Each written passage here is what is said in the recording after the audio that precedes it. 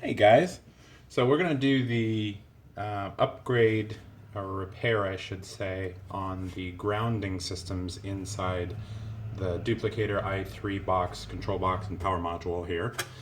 Just wanted to walk through it from a beginning. I have not done this yet at all, so this is sort of the exploratory learning video.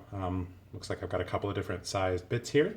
So I'm going to get these screws off and we'll continue on from there. Okay, we have 11 screws off. So we've got 2, 4, 6, 7 here on the front of the box. And then there was the rest of them, 1, 2, 3, 4 on the back side here. So that should slide everything out.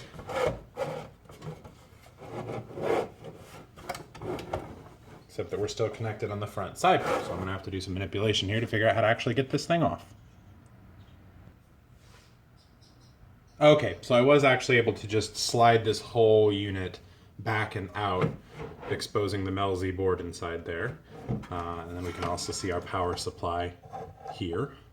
It's like all ready to go. And thank you, Wanhao, for giving us enough cable to actually move this thing without, or I should say remove this thing without having to tear it all apart. I always hate it when the cables are tight enough in there that you can't even move this. So I'm inside, and I do see inside here that it looks like they've done some shielding on the LCD cable, which is interesting. You can see that this is a V2, and so it already has one of the jumpers in place. Looks like it's running from the bypass ground around to the other side of the board, and I'll get a bit better picture here when I get this board actually out of the unit. So the plan at this point is to go ahead and remove these 4 mounting screws so that I can get to the board and have a little bit more clearance for the soldering.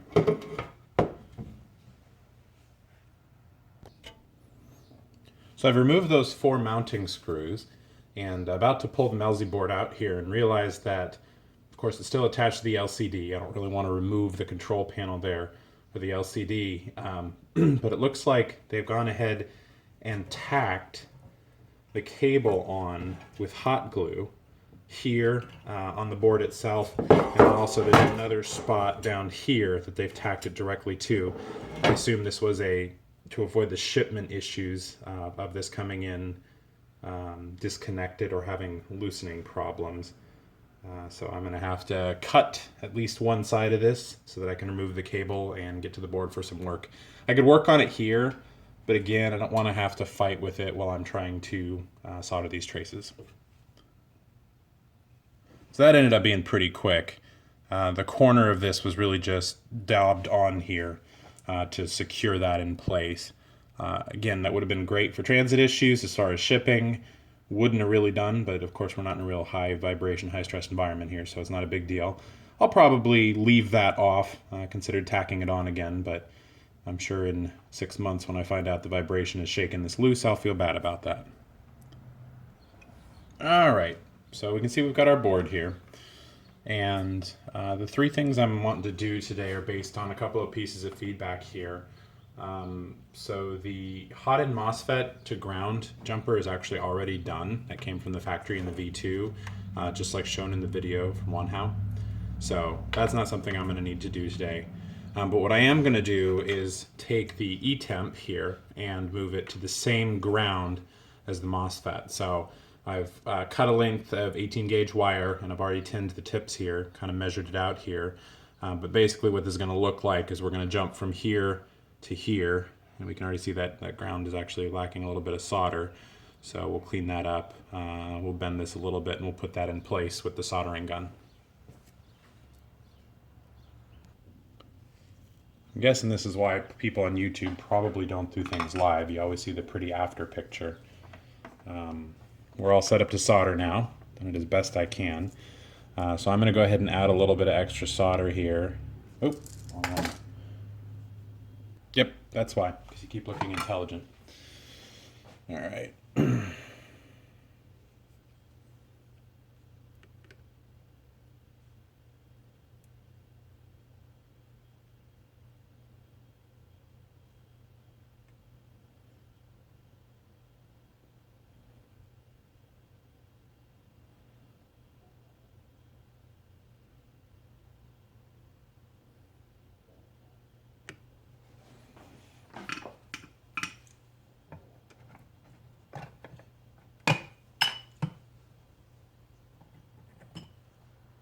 tip here, because obviously I'm not getting much heat transfer to this pin.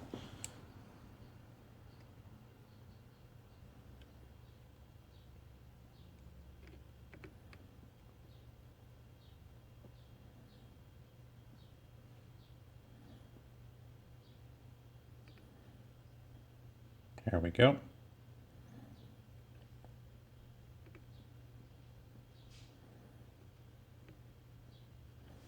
Now we've added a pretty good sized chunk of fresh solder.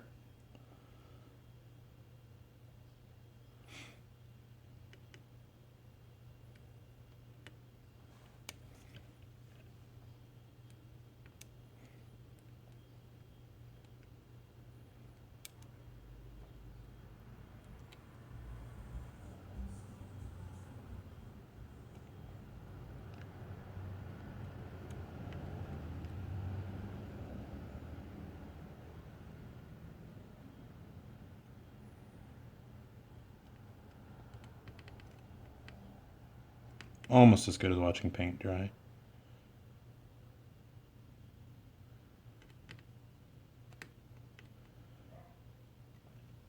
Go up a couple more degrees here. Apparently 320C is not what I'm looking for.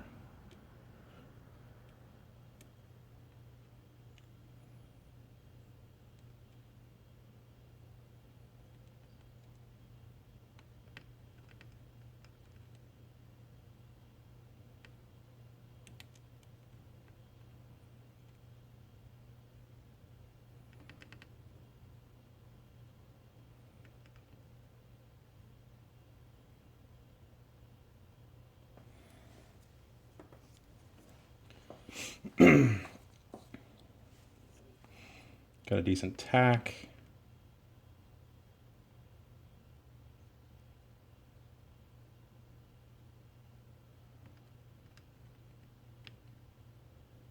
And now we've got a good connection.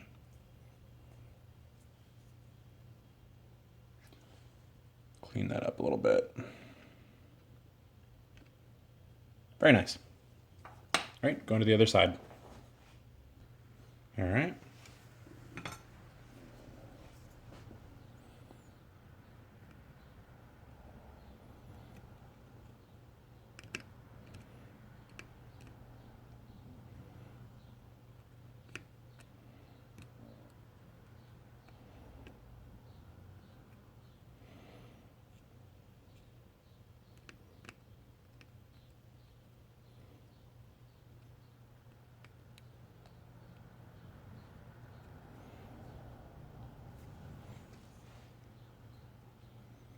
Pretty good. The route's nice and short. Nothing's going to get caught there, so we're going to call that one good, and we'll move on to the next one.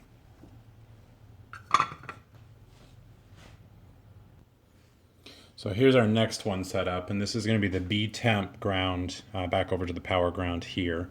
So I've got another piece of 18 gauge wire strip tinned and measured. So now we're going to go ahead and take this one and attach it.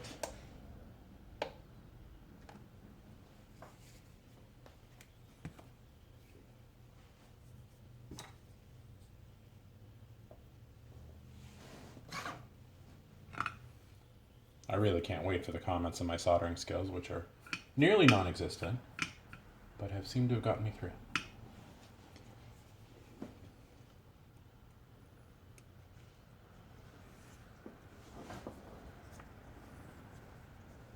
Actually, we'll start out by adding a little extra solder to that point there.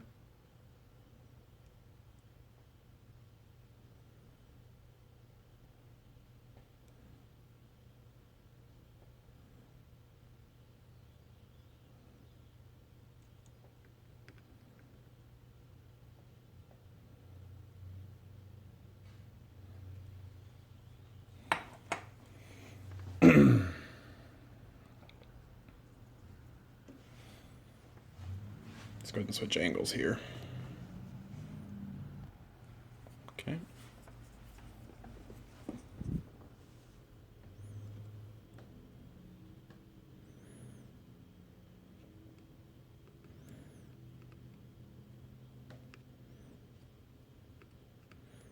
Every now and then it goes right, doesn't it?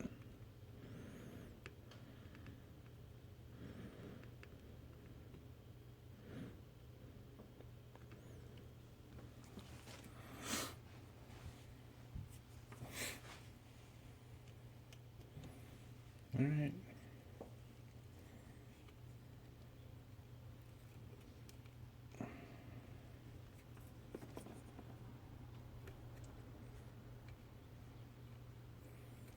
And the fear that I may have cut that too short. Let's see.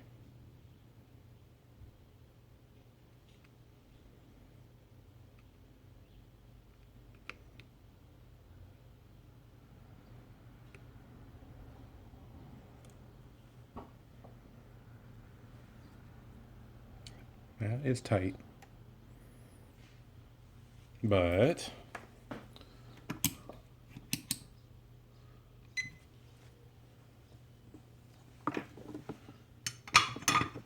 do a quick sanity check.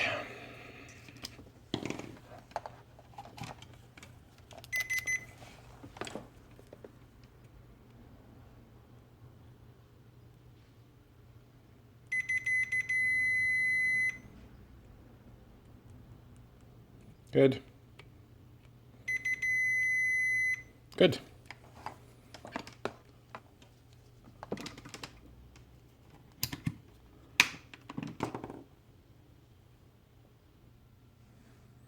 Okay. For hopefully my second to last trick, I'm going to go ahead and do the jumper here from C43's ground around to the ground side of the board. You can see I've got a little white wire here. And so I've gone actually to 22 gauge wire here. It's solid core, really just hoping because of the size of the connection to the actual capacitor that I'm not going to need such a huge wire.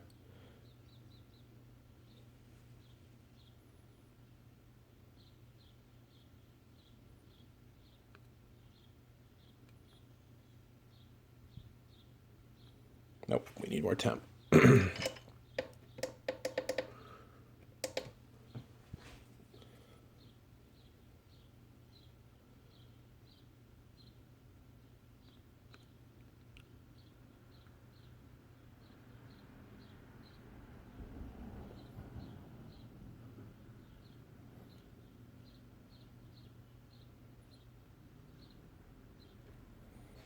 I'd really love for this thing to just tag.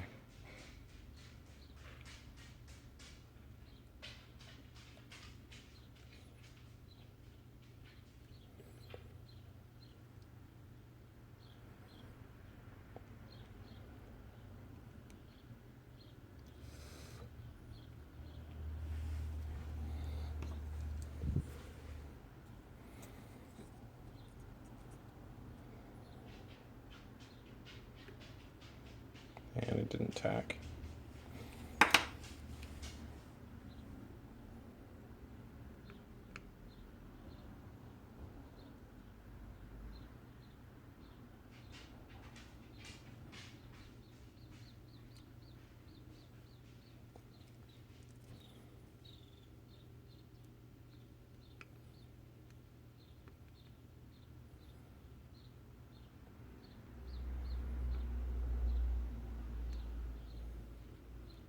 Still nothing.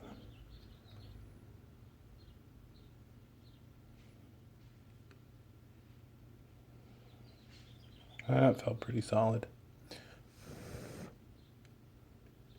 Nope.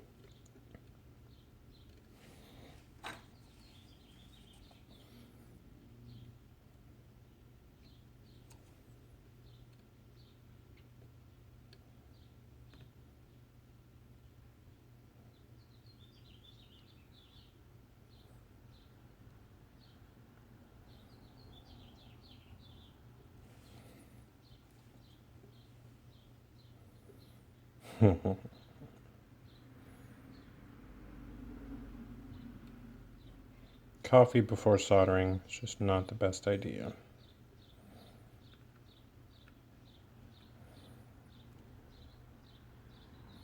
Figure it sharpens the wit, but it screws up the shakes. That is a good tack. Yeah, I grabbed onto the whole end of that thing. So now we'll go ahead and flip it around very carefully as to not break that joint and tack it down to the other side. And you may or may not remember the little ground party we've got going on over here.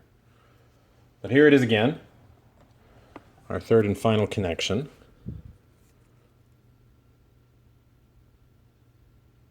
Don't think I'm going to need any extra solder. This is pretty big here. Yeah, that just jumped right on. Of course, I had a little bit on the tip here, but let's go ahead and seat that whole thing.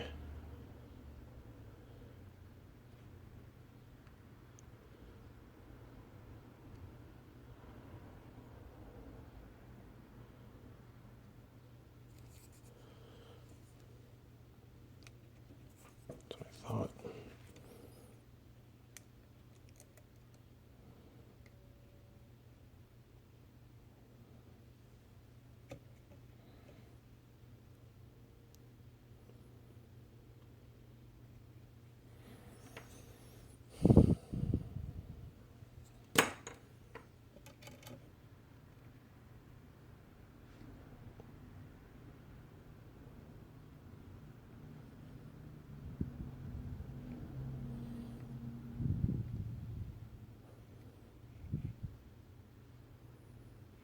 And get some heat into this original ground wire I did here.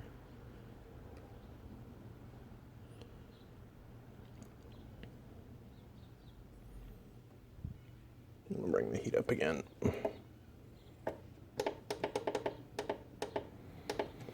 Going to 340C.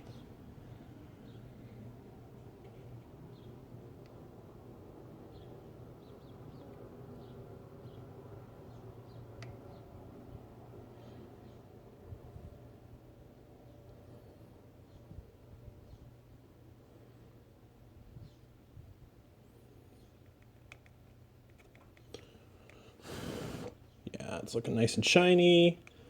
We had a good tack there. I'll go ahead and clip that little tip there on the end. No, I won't. It's good. So I'd hate to break the solder joint with just a clip there. So there we have it. We've got all three grounds enhanced, and we're ready to plug this back in and power it on. All right, so moment of truth here. So it's not actually back together. I just have the Melzi board mounted, and then of course the power supply still hanging out the back here. Before I put everything back together, nice and tight, I'm going to go ahead and just power it on and see how things work, make sure no errors come up. There's our installed board. And just kind of a note there, you see that white wire? That is pinched in there. That's that other ground wire we did from the front side of the board to the back. I had to sort of do from our perspective, the bottom screws first. I had to get that into the place and then sort of leverage and pinch the wire in there. It is a ground, so even if it cuts through, it's going to hit the paint there and most likely not ground, but again, ground to ground, not a huge deal. Of course, that would probably screw up our references. So it doesn't look like it's damaged or pinched that too badly. It just is in there pretty tight. So let's go ahead and fire it up.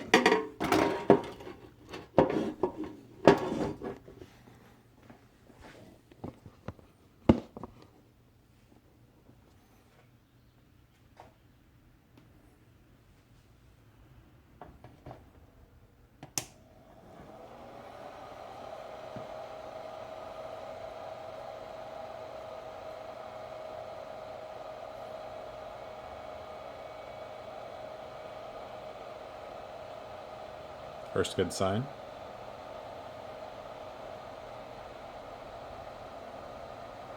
Second good sign.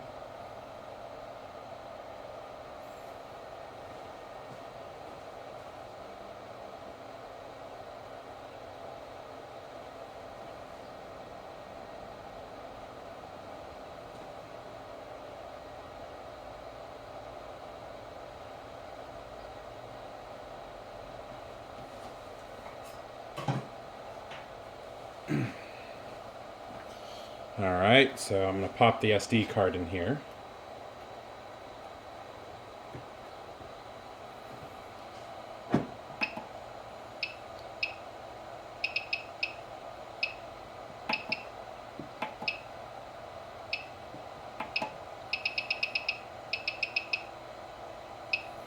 And I actually have the D3 cooler here actually loaded and ready to go with ABS settings. So that'll get us through a test run, at least the first bit of it here, and we'll see how the temperatures do. And what actually caused this whole issue to start for me was I put this in my enclosure. I've got a little cabinet down here, and yeah, I've got lots of things going on in there. And I had everything done.